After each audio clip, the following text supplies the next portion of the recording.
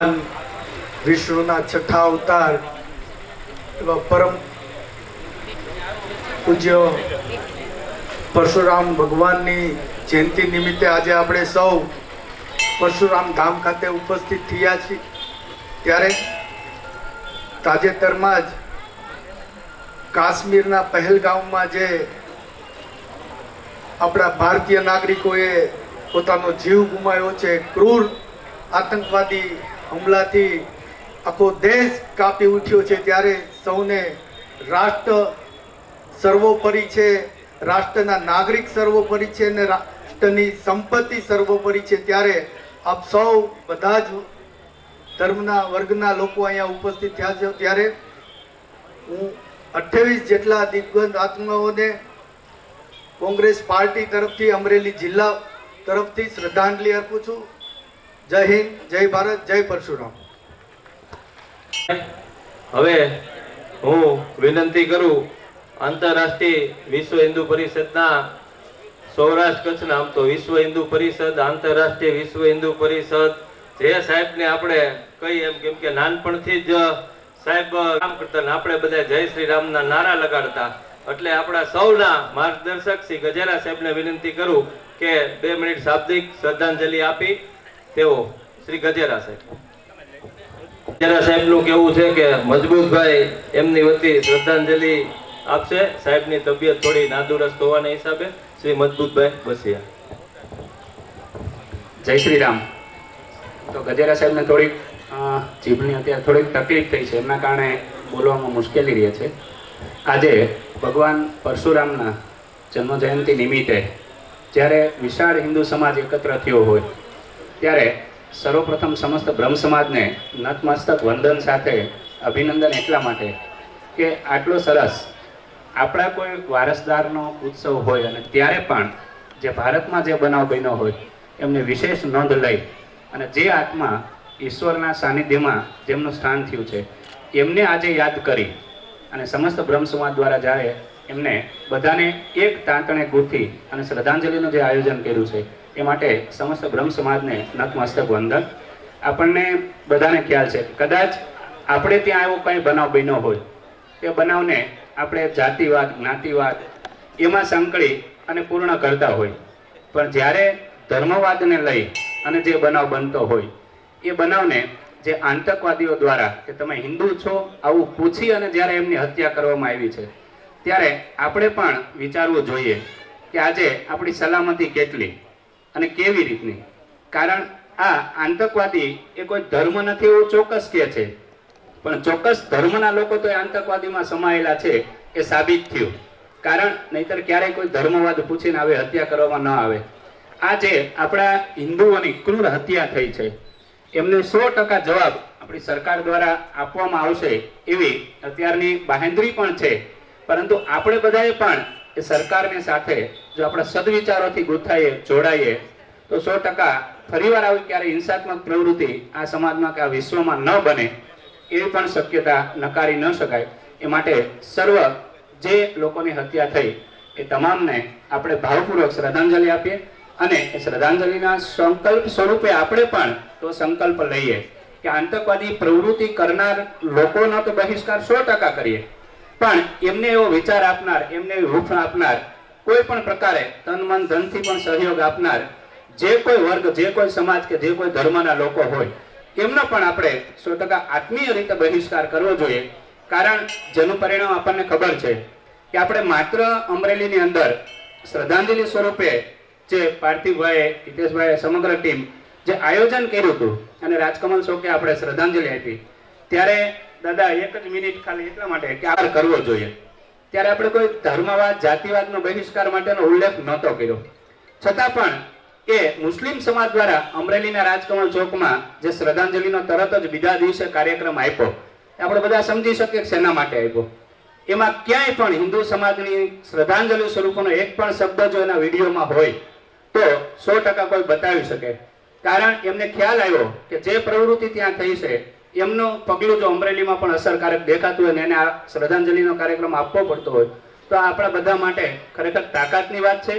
અને હું તમામ આપણા મહાનુભાવોને પણ વિનંતી કરું કે જ્યાં જ્યાં આવી શંકાસ્પદ પ્રવૃત્તિઓ આપણા સૌરાષ્ટ્રમાં, ગુજરાતમાં કે કોઈ પણ જિલ્લા કે ગામડામાં લાગતી હોય તો એ પણ સમગ્ર સમાજ સામે ખુલ્લી મૂકવી એ પણ આપણી ફરજ છે.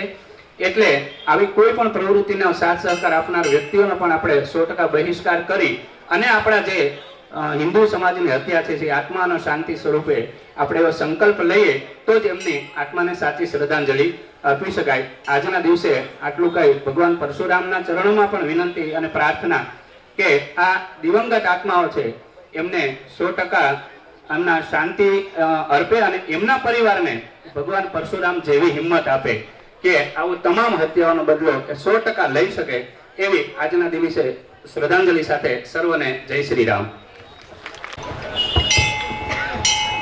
જય શ્રી રામ. બોલ. જયંતીના પ્રસંગે આપણા જ પરિવારના સભ્યો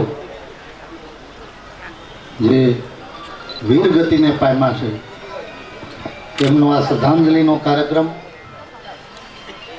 એ સૌ વીરગતિ પામનાર લોકોને ભગવાન ભોળાનાથ એમના સાનિધ્યમાં સ્થાન આપે, તેમના પરિવારજનો ઉપર આવી પડેલી આફતને સહન કરવાની શક્તિ ભગવાન ભોળાનાથ આપે અને જે આપણા સમાજ ઉપર જે લોકોએ વાર કરી છે એને હણવા માટેની શક્તિ પ્રભુ શ્રી રામ, પરશુરામ દાદા જેમ એક વખત નીકળ્યા હતા એવી રીતે આ લોકોને પણ જળમૂળથી સમાપ્ત કરે એવી શક્તિ આપણને સૌને આપે અને આપણા વતી આપણી સરકારને એવી શક્તિ આપે કે જેથી કરીને આ બીજી વખત આ પ્રસંગ ના આવે એવી પ્રભુના ચરણોમાં પ્રાર્થના. આ પ્રસંગમાં આદરણીય દિલીપભાઈ સંઘાણી સાહેબ આવવાના હતા પણ એમના ઘરે કથાનો પ્રસંગ છે એટલે એમની આરતી હાલતી હતી, એ હજી પતિ નહોતી એટલે નથી આવી શક્યા. એમણે પણ આ દિવંગત આત્માઓને શ્રદ્ધાંજલિ આપી છે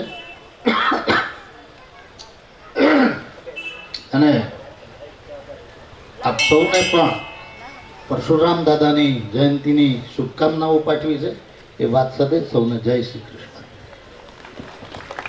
વિસ્તારના ધારાસભ્ય માનની શ્રી કૌશિકભાઈ વેકરિયા આપણી વચ્ચે ઉપસ્થિત છે. શાબ્દિક શ્રદ્ધાંજલિ માટે હું કૌશિકભાઈને વિનંતી કરું. જય શ્રી રામ. સમસ્ત બ્રહ્મ સમાજ દ્વારા મહાઆરતી શ્રદ્ધાંજલિના કાર્યક્રમમાં ઉપસ્થિત સૌ પરિવારજનો, કાશ્મીરમાં પહેલગાંવની અંદર જે આતંકી હુમલામાં 28 જેટલા પરિવારજનો જે શહીદ થયા છે એ પરિવારજનોને આત્માને ભગવાન પરશુરામ દાદા એમના આત્માને શાંતિ આપે. જે રીતે ધર્મ ભૂસીને હુમલો કરવામાં આવ્યો હોય એવી ઘટનામાં આપણા બધા જ વક્તાઓએ શ્રદ્ધાંજલિ રૂપે શબ્દો કીધા, પણ અમુક અંદર મનમાંથી આપણે પણ નક્કી કરવું પડે. બધા જ જાણતા હોય આપણે શું નક્કી કરવું પડે. જે રીતે નરેન્દ્રભાઈ અને અમિતભાઈ નિર્ણયો કરી રહ્યા છે એ પ્રકારે આગામી દિવસોની અંદર અમુક નિર્ણય મનની અંદર કરી અને અમલવારી કરવી પણ જોઈએ. ખાસ કરીને પાર્થિવભાઈ ને હિતેશભાઈ, મજબૂતભાઈ, સમગ્ર ટીમને મારે અભિનંદન આપવા પડે.